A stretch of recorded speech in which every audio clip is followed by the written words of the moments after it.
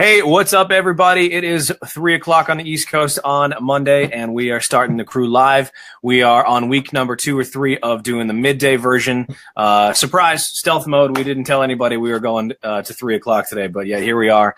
So we just like last week, I'm actually starting on the crew page and to share this into the group. So I'm going to take a second to do that. Courtney, what's up? How's your Monday doing? It's going all right, Monday. That's all I got so far. Doing some Monday things? I'm doing some Monday things, checking on my campaigns from the weekend, mostly good news. That's always a fun way to start a week. Did they any billion-dollar overnight instant successes this weekend? Not quite, but I did have one of my agents that took a listing off of one of my leads on Friday. That always makes me happy. Excellent. Those are messages I love getting in my inbox. Fill up my Slack with that. There you go. All right, I'm going to share this thing into the group. So, as discussed last Monday when I was solo, if you could, what is the phrase? Heart us up, heart me up, hit the heart button, let us know you're out there, that you're listening. There you go. That apparently, according to my girl Chelsea, that's the way Facebook is going to bump up our live, get it out there so we can preach to the world. So hearts are helpful. So. That's what I got. So, Courtney, we missed you last week. You were taking care of some stuff. I held the fort down. I didn't burn the house down without you. I did okay. So, I feel like, how about you? What have we missed out on? Catch us up on your last 2 weeks. I've been trying to catch myself up on what's out there industry-wise, as far as tools and that kind of things. Either for my clients or just in settings like this. Like I try to make it my business to know what's out there. And stuff keeps popping up on my radar, and I feel the need to make a phone call and learn so that I can know that I'm making the best recommendations one way or the other. So you're calling the vendor of these tools? Yeah. I just tell them who I am and what I do, and they don't try to sell me, but they tell me what they're selling the agents. And some of them I'm like, ooh, and other ones I get really excited about. Like the one I'm like super excited about right now is Agentology. This is not a pitch. I'm not an affiliate or anything.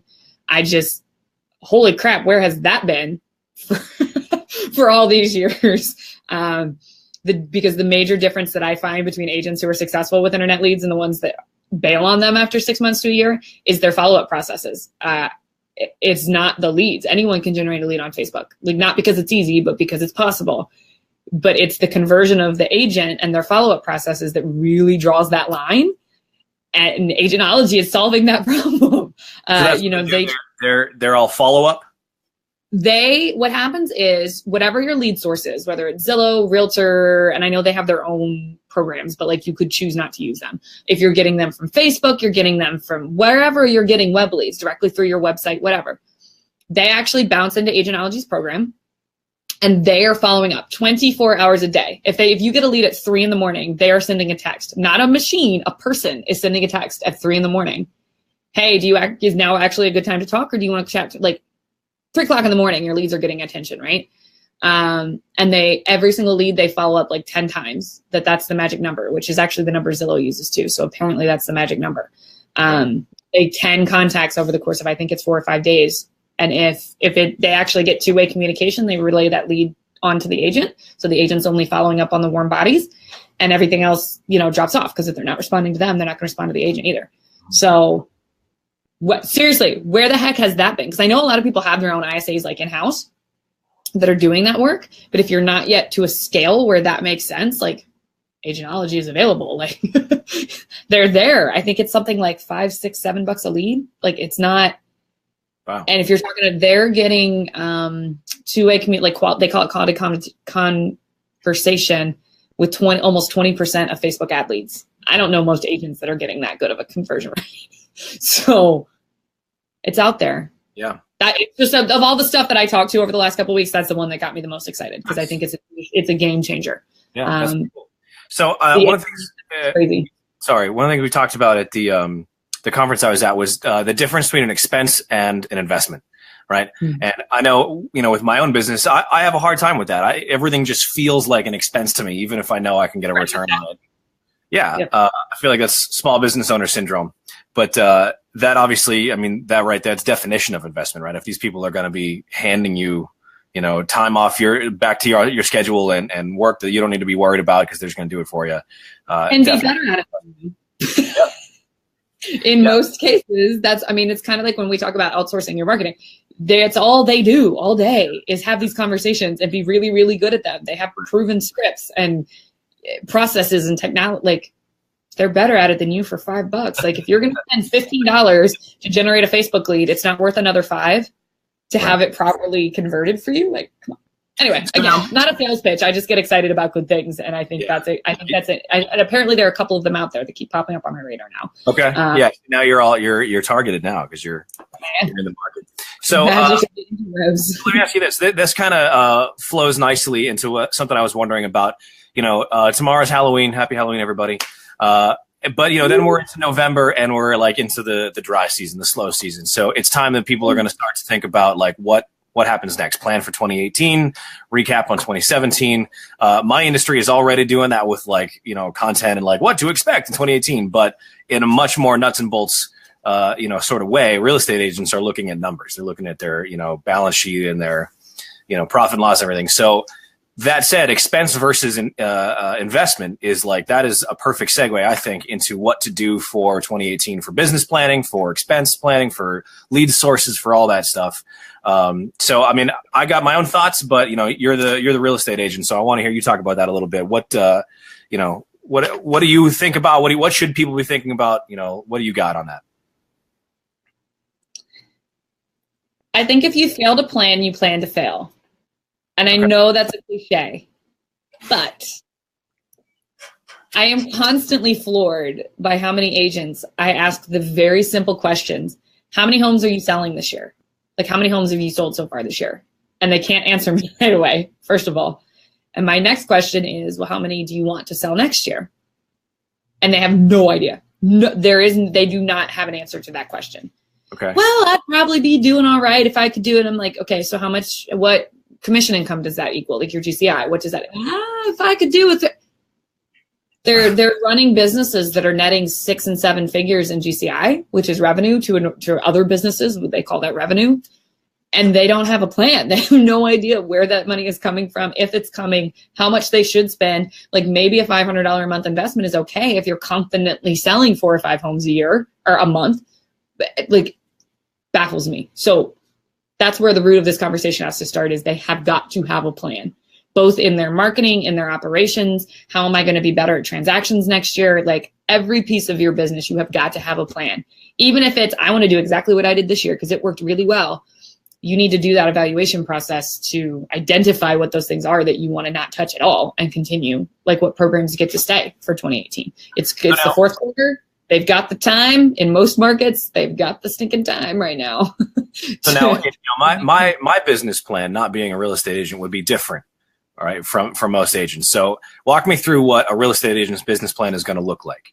I figure, you've got to be looking at, obviously there's revenue, right? GCIs, you just named it, but also expenses versus investments, like we just talked about. How that trickles down into leads, right? Where does how are you going to make sure that your pipeline is full so that you can sell that extra house next month or something? What does that look like in real estate terms, and where should I be focusing on that? Well, I think you have to work that backwards, and you have to look at your programs and determine. So let's just use open houses as an example. Like, people are like, open houses are free. Well, no, they're not, because they take 3 or 4 or 5 hours of your time. Most people are also doing balloons and muffins and bottled water and printing flyers, and they're advertising on open houses are not free. Even if it is just your time, that ain't free. So work that backwards. Okay. How many leads do I typically get per week when I do an open house? Okay. So if I have 3 families through, one of them becomes a relationship for me. So that's, let's see, times 52 weeks a year. Let's say I do 45. So I'm going to get 45 times 3, that's 135. And I'm converting 45. Like, you work that backwards and you say, okay, so if out of 45 open house opportunities that I get, I close 3 sales off of that, what is the return on investment for that? So if I close 3 sales and I'm in a market where that's $5,000 a piece, which if you're 200,000, that's going to be about 5,000. Okay, so I'm going to make $15,000 off of sitting 45 open houses. maybe that's a good number for you. Depending on what your other programs are, you might be like, heck yeah, that's really good. So I'm going to math this one. Okay. You can 45 open houses times 4 hours a piece, including drive time, 180 hours. Well, it means that you make $333 per open house, right? 100. Okay. Yeah. Let's just, maybe that's great for you. Like, I mean, as a lead gen source, that's not terrible for your cost per lead, right? So if that makes sense for you in those leads, do more open houses. But you have to know what that number is, and that works backwards for all of your lead sources. If it's Zillow, I outright ask agents, what are you paying per lead from Zillow? You need to know what that number is. If you're selling $400,000 houses and you think $100 a lead is pretty good, great. Keep paying $100 a lead. Like, that's something only you can determine. If you are having luck converting Zillow leads, stick with Zillow. That's for you to decide. Don't let any of us haters out here sway you off of that. People are staying with Zillow because they're converting the leads. It's a good source for them. So that's where the business plan has to come into place, is if you determining what those investments are and holding your dollars and your hours accountable. Oh, I post on my Facebook 5 times a week. Okay. Has it ever generated a business opportunity for you? Ever? What else could you be doing with that 4 or 5 hours a week that could convert? Yeah, so let's talk conversions. If we'll go back to the open house model, if I've got 3 families walking through and I build a relationship with one of them, that comes out to $15K at the end of the year, or $333 per open house. What if you could have a relationship with 2 out of those 3? Right now you're at 30 grand or $600 a pop. So the number of leads is huge, of course. But what if you can get more bang for your buck out of the leads you already have? What if your conversion go up? Correct. So here's agentology would be a part of that, or whatever other service you might want to get on board with, right? That's what they're there for. But what else could I be doing? Yep. Well, let's use another model. I wrote this math out so I could not make it up. Oh, you did homework. No, I did homework, and my hot pink chicken scratch. I'm back to high school. I didn't do it. I didn't do the homework. I feel like we were those kids in high school, weren't we, TJ? I certainly was. I can't speak for you, but I certainly was. So let's say, I was talking to an agent the other day that's in a market average sale price of $200,000. Average commission rate between buyer and seller, let's average that to 2.5%. So those sales are about a $5,000 commission for them, which obviously we know they split with their broker and but let's just use the GCI number for right now. Yep. $5,000 GCI. He said to me, I'm going to sell 1 more house a month. I'll feel really good financially if I can sell 1 more house a month. So that's a total of $60,000 more GCI a year if he closes 1 extra deal a month. Now, does it matter how many houses he's already closing in a year, or all it matters is 1 per month, 12 per year, added on top of whatever the baseline? Let's just say we're adding, trying to find a source to add 1 sale a month. Okay. So then I worked that backwards. I said, okay, so let's just talk about a web lead from any source as a general statement. National Association of Realtors publishes 1 to about 2.5% conversion rate. So being really conservative, to close 12 deals a year, you need 1,200 leads if you're only converting at 1%. I see. So 1% of 1,200 leads a year means 12 a year. I see. Okay. So down the rabbit hole. So let's say you're paying $15 a piece for those leads, whether you're doing them yourself, so there's a time investment there, or you're paying somebody to generate those leads for you. Okay. So if you paid $15 a lead for 1,200 leads, you're talking about $18,000 in Facebook leads. Confirmed. I did my homework. I told you. I'm good. All right. Okay, well, you're not in high school, so I got to check your work. $18,000 investment plus the time spent converted, like actually closing the sales, you're only getting a $60,000 return. So that's about a 3 1/3x return. Pretty good. Like, most businesses would be stoked about that, to be clear. Like, if you talk to Pepsi Cola and you said, if you had a magic machine that you could put $1 in and get $3 out, people would be stoked. But in real estate, I get the margins are tighter because the highs and lows are extreme. So at 1%, you're only getting 18K back or you're only getting 60K back on an 18K investment. That's a pretty big risk. Yeah. Right? I get that. But let's just say you convert it 1% higher. 1%. You only need 600 leads, which means you're only spending $9,000 in the year for a $60,000 return. So now you're at a 6.5%. 6.5x return. Right. 1% change in conversion rate. Well, You're closing 2 out of 100 instead of 1 out of 100. 1% change out of that total conversions, but it's 100% change in the rate that you already have. To go from 1 to 2 is not just 1% in looking at what your current rate is. You've got to double your conversion rate. So how do I do that? Like I'm convinced, I'm sold, I'm on the team. I want to double my conversion rate. How? Try. Gotcha. Yeah. I mean, honestly, there are a lot of really good tools out there. You can get good follow-up campaigns written for you. You can use services like Agentology, or get a bunch of agents in your office together and share an ISA. Like, can we all agree to pay for 50 leads a month? Like, there are ways to skin the cat. Yep. But the takeaway for me, if I may derail your thought here, the takeaway for me is that, like, leads is not the only math. That's the first bottleneck. Right. It's not the only, formula that I need to be worried about. I also need to be worried about the conversion rate. Correct. And there, you're in these Facebook groups, and we have one of them where people are talking about, I got open house leads or I got for sale listing leads for $4 or $5. I get excited. Like, I generate a ton of leads for my clients. But the next conversation is, are you converting any of them? They have no value. If you need 500 leads to close a sale, you are paying too much for your leads. Like, and if you don't have skill in it, then web lead generation is not the option for you. That's interesting. So I had never thought of it that way. So the price per lead is almost an arbitrary number until you can also incorporate the conversion rate into that formula.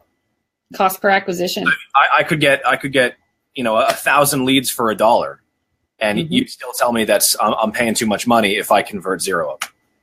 Yep. Leads are completely worthless. Like, that's such a screwed up thing to say for a person who generates leads for a living.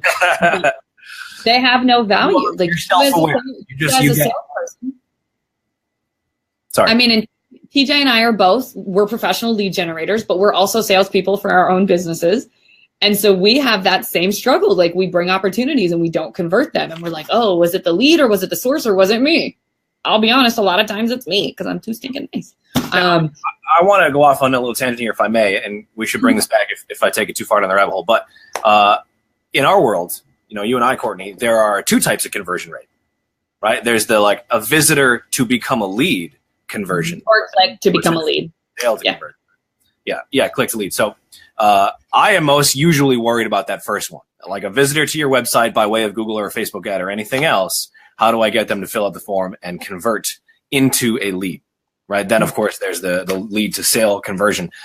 So that conversion rate happens twice, and it takes those numbers down even further, especially when you start with something like web traffic, or if you start with something like clicks on your ad. Right. You've got to filter that number. Might sound great to say that you've got 1,000 visitors to your website or 1,000 clicks on your ad or whatever it is. But but you've got to take 1% of 1% to turn that into a house. Right. You need a lot of clicks. That conversion rate numbers. And that's what, and even in real estate, TJ, there's like a series of little conversions, right? Because you have a click to a lead to a 2-way conversation. You have a 2-way conversation to an appointment. You have an appointment to a list, like actually showing them houses, because smart agents are not taking out cold leads and meeting them alone in a house somewhere.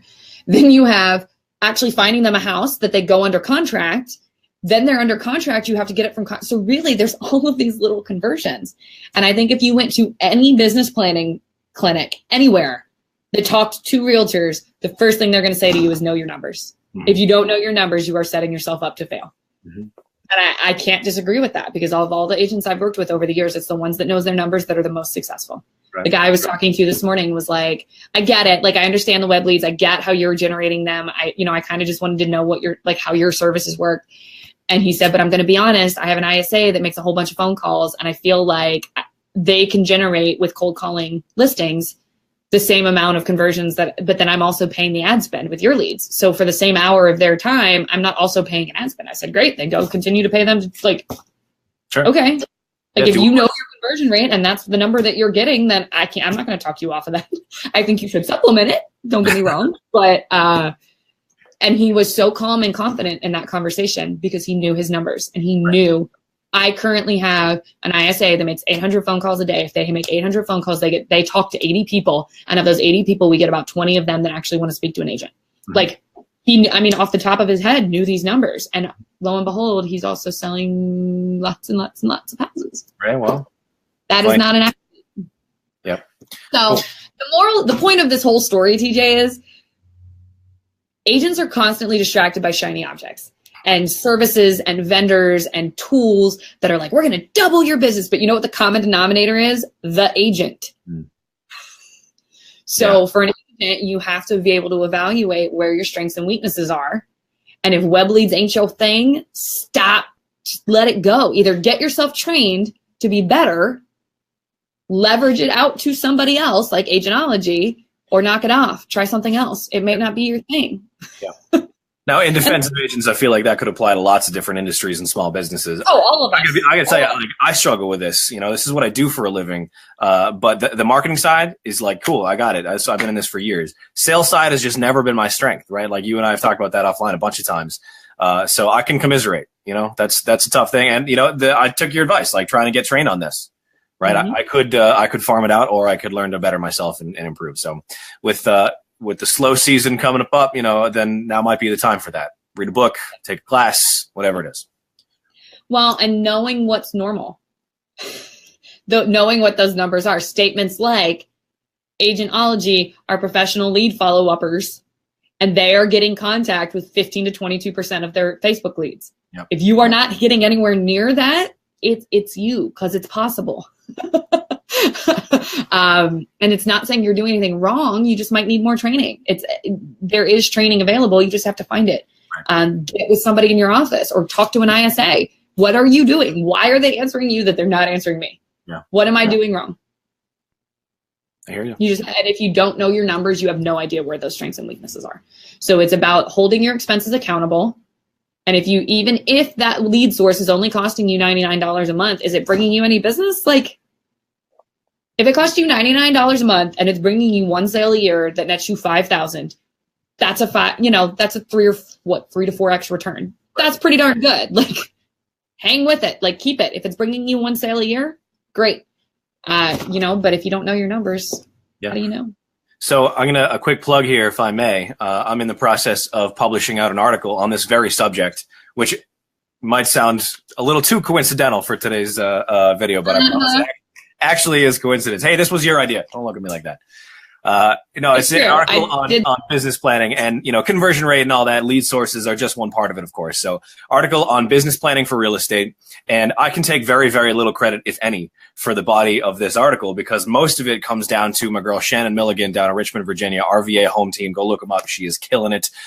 She presented at this conference I was at out in Utah last week, and her info was just so good that I couldn't not write about it. I couldn't leave it in Utah. You know what I mean? I had to bring it home and do a whole write up on it. So, you're absolutely right, man. You're checking all the boxes, and so I've checked with Shannon and the Snappack team, and the document that she gave out at this conference is going to be available in that article. So go check it out. I'll probably promote that again next week when it's ready. But you can get all your numbers, get all your ducks in a row using this document and the formula that goes along with it. And you're absolutely right. You got to know your numbers, and this thing is going to help you do that.